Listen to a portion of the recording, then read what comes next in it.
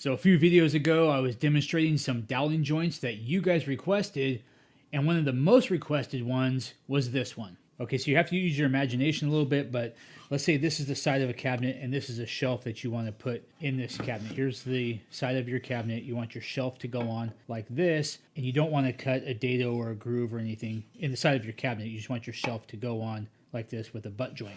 So to give your shelf the strength it needs, you put some dowels in it, and you need to drill corresponding holes for these dowels in the side of your cabinet. And if you're not familiar with what I'm talking about and you want more details on how to do this joint, I would suggest you go back, watch the other video. That one's really more of a how-to do this joint. It goes more in depth about how to do everything I'm doing here. Now, to drill holes in the side of your cabinet that precisely align with these dowel holes, you have to take your dowel jig, line it up with those dowels, and then drill your holes in the correct location. And as you can see, aligning the old style jig with those dowels was no problem, and that's because of the thickness of the jig. So the issue people were having was with the new style, the stainless steel JessEm jig, because it's a lot thinner, you put it up here and it just slides underneath the dowel and you can't line it up. Now you could try to eyeball this, you could put the jig up here, you could look straight down on it and try to align the jig with the dowel perfectly. But if you have 3 or 4 dowels or even more in this shelf piece, the chances of getting all those lined up perfectly so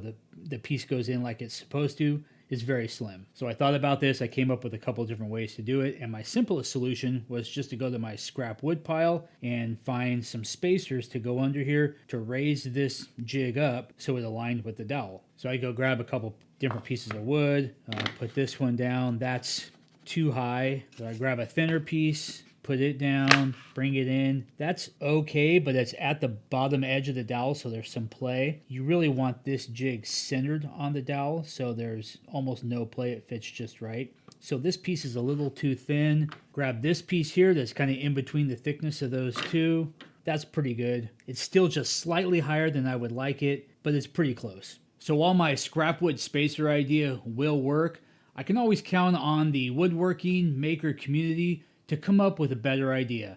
And a gentleman by the name of Ken Redmond over at Unique Wood Tools did just that. Now, Ken's website is full of products that he designs and manufactures himself, and most of them are made to solve everyday problems you might have in your shop or to make common tasks simpler and easier. Ken is the man behind this small business, and I would encourage everyone watching this to go to uniquewoodtools.com. That's all one word, uniquewoodtools.com. Check out the website.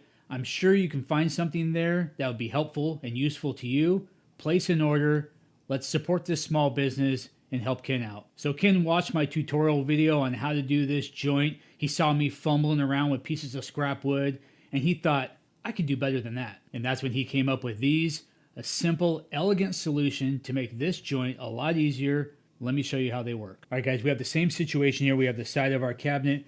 We have our shelf that we want to go on here, but our jig won't line up. So instead of going to the scrap wood pile, Ken came up with these spacers. You have a 1/4 inch spacer, a 3/8, and a 1/2 inch spacer. And these spacers make this very simple. So if I had a 3/4 inch shelf, I would set my jig at 3/8 of an inch and use that to drill my dowel holes. Now I know the center of my dowel holes are 3/8 of an inch from this face. Place my dowels in the holes and put that face, my reference face, down on the side of my cabinet. Then I would take Ken's 3/8 inch spacer, place my jig in it, and now I know when I align my jig to my dowel that the center of my jig will be on the center of the dowel to give me maximum accuracy. Now I want to point out the simple genius of what Ken did here. This is important to understand. This 3/8 inch riser plate is not 3/8 of an inch from the bottom of the plate to the top here. When you place the jig in the riser plate,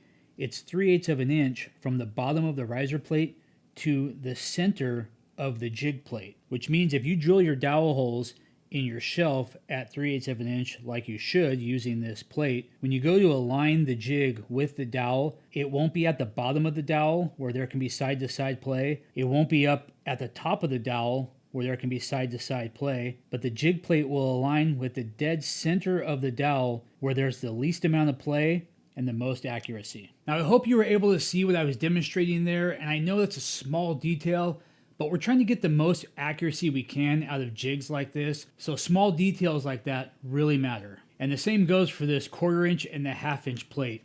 When I put this jig in the 1/2 inch plate, I measure exactly 1/2 inch from the bottom of the plate to the center of the jig plate. So when using these riser plates, it also takes the guesswork out of setting these jigs. If you have thicker shelf material and you're going to use the 1/2 inch riser plate, set your jig to 1/2 inch and everything will line up perfectly. And if you need to do a joint like this in even thicker material and you really want to center those dowels, you could always just stack the plates up. Now Ken did send me these plates for free and he wanted me to try them out and give him any feedback on any changes that I would make. And there are a couple suggestions I have that I think would improve these, so let's talk about those real quick. First, I'd like to point out that the quality of the 3D print is very nice.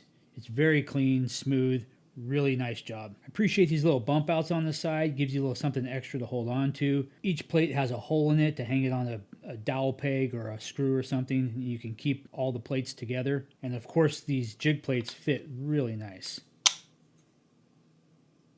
Now I know I can probably remember that this is a 1/2 inch, this is 3/8, this is a 1/4, but this type of joint is probably not something you do all the time, and some time will lapse between using these plates. So a little reminder on the plate probably wouldn't hurt. Maybe right in here within the print, it could say 1/2 inch, 3/8, 1/4. I'm sure that can be added into the print pretty easily, and I think that'd be a nice touch. These three sizes will probably cover 90% of the situations you'll have to use these in, but if you ever do have to stack them, it would be nice if they kind of nested together somehow. This is plastic, they do slip, so some way could be figured out where these could be kind of nested together, where they lock together and they don't slip around when they're stacked. That would be pretty cool too. Other than that, the fit and finish is very nice. They do exactly what they're supposed to do, and I wouldn't change anything else. All right, guys, do yourself a favor and go to uniquewoodtools.com and check out Ken's products. The items on there that he designs and manufactures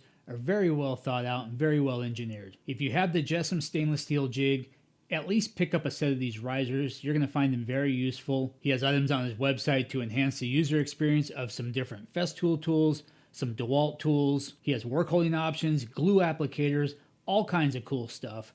I'll put a link to his website in the description. Go check it out today. So that's it for this one. Thank you, Ken, and thank you for watching. We'll see you next time.